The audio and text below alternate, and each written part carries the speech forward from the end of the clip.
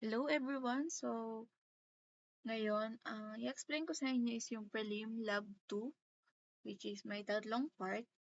Una dito is yung student grade calculator, then employee salary computation, at simple shopping cart calculator. So, dito muna tayo sa student grade calculator. So, itong code na to, basically, kumukuha lang siya ng info ng isang student, tapos kinocompute niya yung average grade. So, yung input, ito, dito ka magta-type ng sagot like ID, name, section, tsaka grade.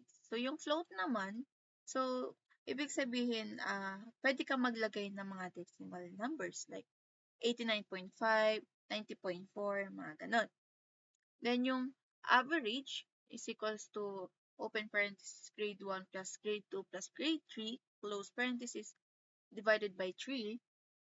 Ito yung formula niya. So, i-add niyo yung tatlong grades tapos hatiin sa tatlo para makuha yung average grade.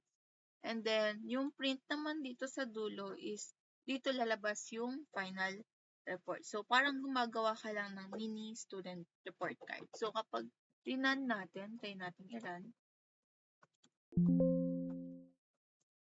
Yes.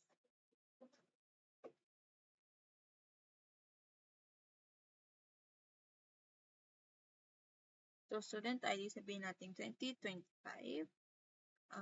Kim Cyril Sinahon. And then, section is 83Y1.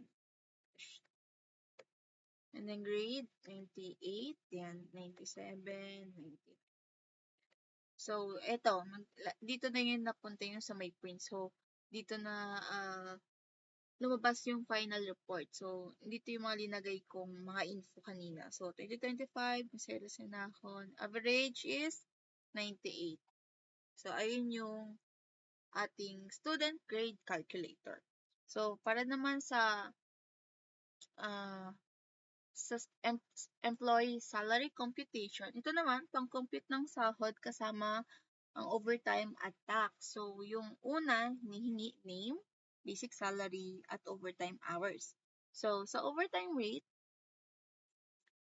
ibig sabihin, is equals to 150. So, ibig sabihin, kada isang oras ng OT, 150 ang bayad. So, sa tax rate naman, 0.12. So, 12% ng kabuuang sahod ibabawas bilang tax. So, ito yung formula naman nito. So, overtime pay is equals to overtime hours times overtime rate. So, ikino-compute kung magkano yung OT mo.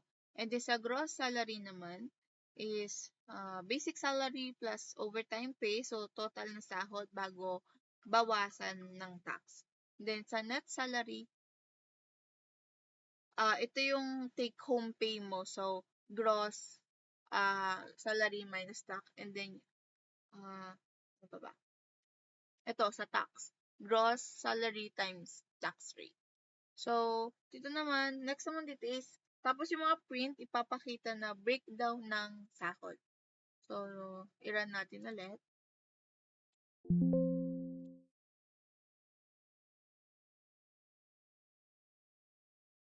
Employee name, Kim. Basic salary, sabihin natin sa 40,000. 40,000. Overtime hours, nothing, 12. And then, ayan. Nandito na yung salary report natin. So, ang aking net salary is 36,784. Yeah, so, basic salary yan, nakasulat dito lahat. Naka-compute na siya automatically. And then, next, dito na tayo sa part 3 natin. Okay, so, para sa simple shopping cart calculator, para lang tong simple grocery or calculator. So, tatanungin ka ng product name, quantity, at price. Ayan. And then, tatanungin ka ng, ayan, tatlong beses kasi tatlong products yung ilalagay natin. So, after no, so sa total 1 is equals to quantity 1 times price 1.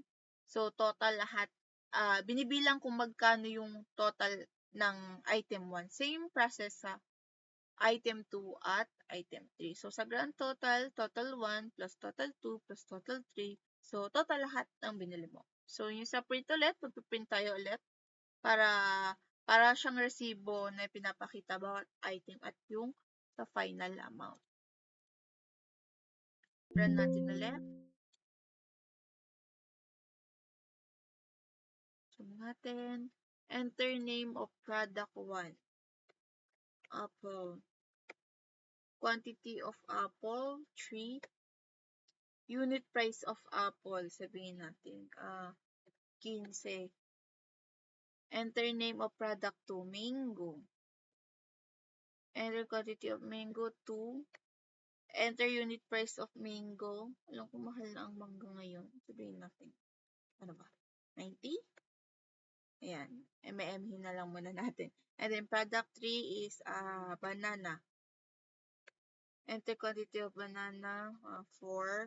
And then unit price, sabihin natin, 40.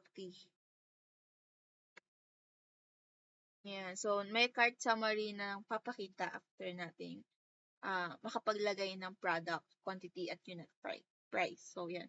So, tatlo. So, 15. So, magiging 45. Then, 90. Ayan.